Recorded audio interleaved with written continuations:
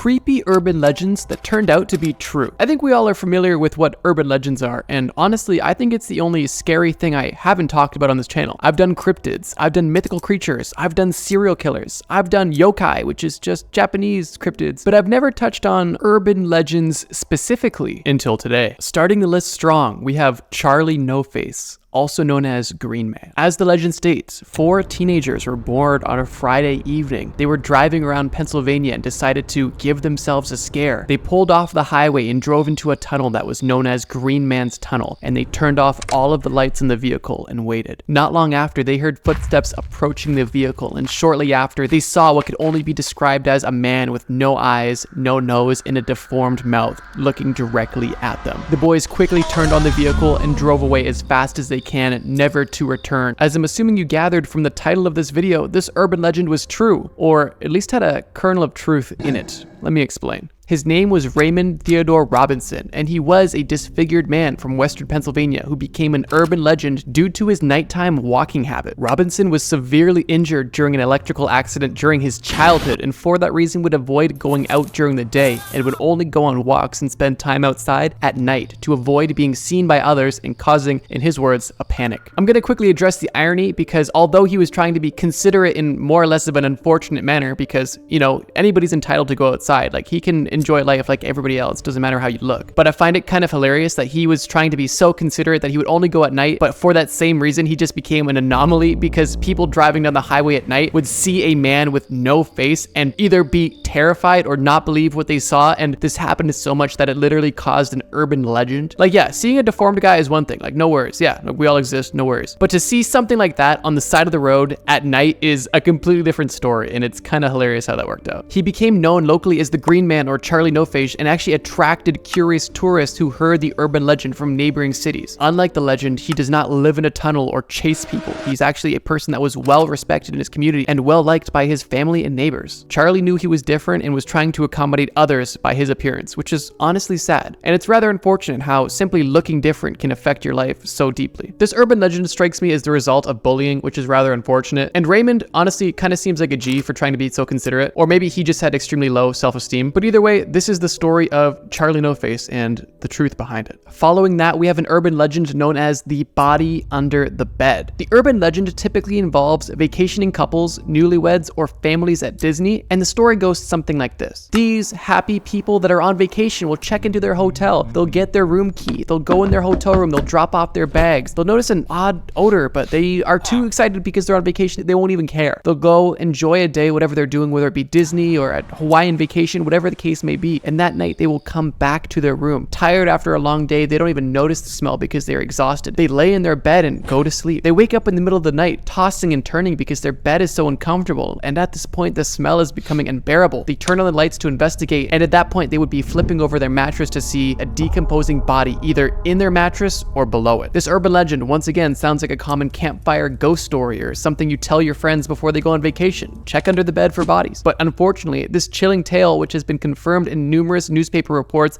describes instances where hotels served as unknowing morgues for bodies decomposing in the mattresses. One specific incident in Atlantic City in 1999, guests slept on a mattress containing a body for an entire night. Similar confirmed cases have been reported in Colorado, Florida, Virginia, and other states, keeping the story alive of unsuspecting victims stumbling upon a gruesome crime scene in their own hotel room. The story is gruesome, gross, and scary, and the fact that this has happened more than once is crazy. I find this wild because if this happened once, I would say that this is grounds for urban legend slash, you know, one of those crazy stories that just goes around. Like, one time is enough for this. But the fact that this has happened consistently, maybe not consistently, but at least multiple times all across the country is pretty wild. It's kind of like that Defenestration meme. It's like, if I had a nickel for every time there was a body under my bed, I'd have 2, which isn't a lot, but it's, you know, you get it. Okay, moving on. You know what? I'm just gonna say it. As a kid, I did not like Phineas and Ferb. I know a lot of kids liked it. I don't even think it was a bad show. I just thought it was annoying. I didn't like it. Candace kind of bugged me. I didn't think Phineas and Ferb were that cool. I didn't like the art style, I'm gonna just say it. Cancel me all you want. I didn't like Phineas and Ferb. Cancel me all you want. It's just an opinion. And if you're mad, here's a Doofenshmirtz impression. Because I did watch it. It was on TV. I just didn't like it. If I had a nickel for every time there is a... Okay, I don't. Let's move on. This next urban legend is known as accidental self-defenestration. If you watched my video about cities with dark histories, you would be familiar with defenestrations. But if you're not familiar, it's essentially the act of throwing someone out the window. Apparently, there's a specific verb for that. Now, this urban legend is actually close to home as it's based in Canada, specifically Toronto, Canada. And the legend goes like this. During a meeting, a Canadian lawyer was showing off his office on the top of the TD Centre in Toronto, Ontario. This lawyer was demonstrating to a group of prospects how the building's windows were shatterproof. And to enthusiastically prove his point, this lawyer threw himself against the window. And fortunately, the glass did not break. He was right. But unfortunately, the window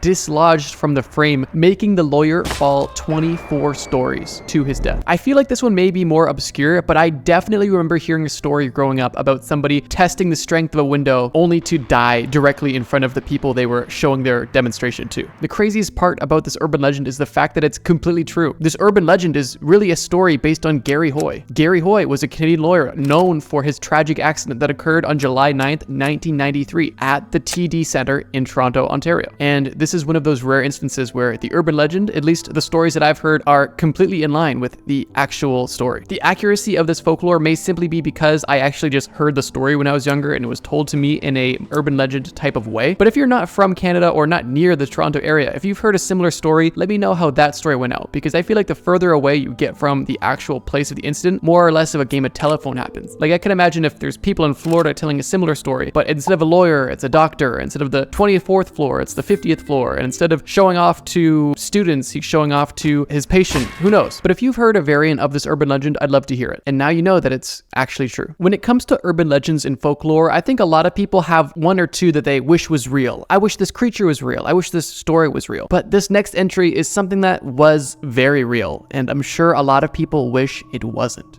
That being the Bunny Man. The Bunny Man is an urban legend that originates from two incidents in Fairfax County, Virginia in 1970, but these stories have spread through the entire United States. The urban legend varies drastically depending on who's telling the story, but most involve a man wearing a rabbit costume attacking people with an axe or hatchet. They say fact is scarier than fiction, and in this case, it definitely is. Instead of me telling one or two of the variations of the Bunny Man urban legend, I'm gonna discuss the two actual police reports that spawned the Bunny Man urban legend. The first incident was reported on the evening of October 19th, 1970. This incident was reported by U.S. Air Force Academy cadet Robert Bennett and his fiance. At the time, they were visiting relatives on Guinea Road in Burke. Around midnight, while returning from a football game, they reportedly parked their car in a field on Guinea Road. They said they parked the car there to visit an uncle who lived across the street. As they returned from the football game and got back in their vehicle, while they were sitting in the front seat with the motor running, they noticed something moving behind the rear window. Moments later, the front passenger window was smashed and there was a figure wearing all white standing near the broken window. Cadet Bennett instantly turned his car around in fear, and the man in all white screamed about trespassing. As the couple drove out of the field and into safety, they noticed that there was a hatchet laying on the floor of their car. This obviously is what smashed their window. The craziest part about this story is that when the police requested a description of the man, Cadet Bennett insisted that the man who smashed their window was wearing a full white suit with long bunny ears. Interestingly, the wife said that she didn't see bunny ears at all. She saw a tall white pointy hat, which